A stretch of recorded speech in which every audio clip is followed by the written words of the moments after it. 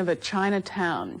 Well, the most anticipated social occasion of the century is now just weeks away, but the New Year's Eve bash may not go off with the bang that was intended. In fact, for many businesses, it may not go off at all. Exorbitant wage claims, problems of supply and concerns about security have caused some in the hospitality industry to pull the plug on the celebrations. Well, I've refused 80 bookings already, and I've said no, I just won't do it. Bringing it down, what?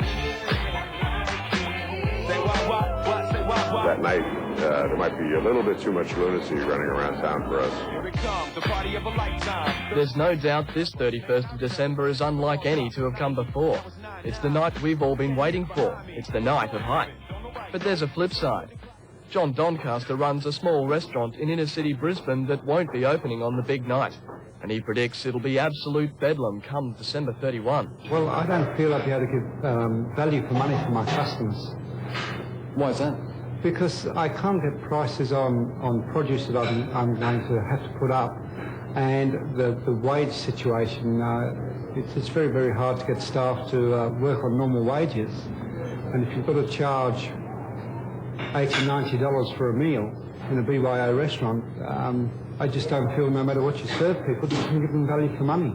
So for this small business, the problem is not for once customer traffic. It's good old supply and demand, or more accurately, suppliers and wage demands. And suppliers, why aren't they giving you the prices at this stage? Because they don't know what the price is going to be from their growers or their trawlers, or there's already a price increase for the Christmas period for seafood. There always is. But who knows what the prices are going to be? I don't. With wages reaching $55 an hour and bands asking for up to $2,400 or quadruple the normal rate, Restaurant and Catering Queensland says labour costs could be the final straw. Everybody wants to put their services as an absolute premium for that evening. For that reason, some restaurants have opted not to open. It's just not worth it. Their market base will not support the additional prices that would have to be charged in order for that business to break even, never mind make a small profit for the evening. I think you will always have opportunities there. We've even had the taxis come out and say, we want a $20 additional flagpole for the night. At the end of the day, there's only so much that the consumers are going to be prepared to pay, millennium or no millennium. And it's not just a problem at the small end of town. Some higher profile venues have scaled back their celebrations. One group of restaurants in Brisbane was offering a night of extravagance dubbed the Millennium Event. It featured exquisite food, fine wine, entertainment, even taxis home. But at $500 a head, it fell through. There just wasn't enough interest. The restaurants are now opening independently, as usual, a spokesman suggesting that many people seem to be opting for at-home celebrations. That's certainly how staff at the Townsville Sheraton read the public mood. They've cancelled one of North Queensland's biggest annual events, the New Year's Eve ball. I believe there's a lot of restaurants closing all throughout Queensland and in Townsville, and I felt people will either be having their own parties at home or maybe just going to the Strand for that. Axing the ball was also seen as a way to conserve power in the event of a millennium blackout.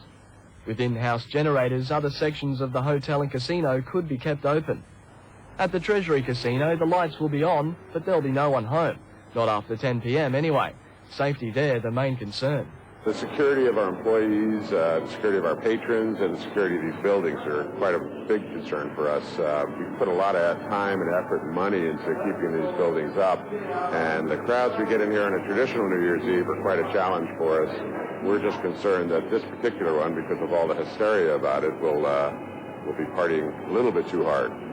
So do you think you're going to get actual assaults on staff because of the waits for cabs, or what particular reason led you to that? Well, I think there's factors that tie into it. I mean, the taxi drivers are talking about their issues. They may or may not be available. The bus drivers are making noises. The police have already told us, unless it's life-threatening, don't call us.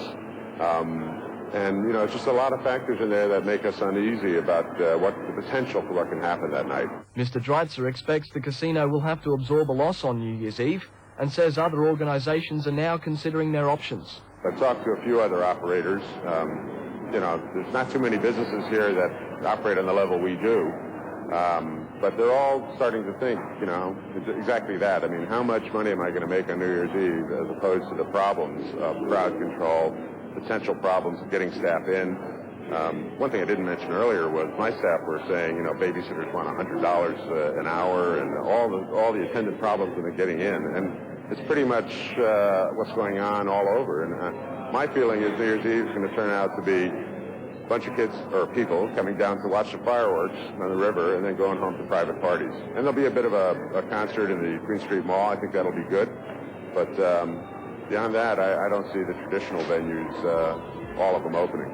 So what will it be? Madness and mayhem, or the party of a lifetime? One thing is for sure. In 43 days, the whole industry, all bloodshot eyes and pounding head, will be more than 1 year wiser and more than ready for its next challenge. Y2K +1.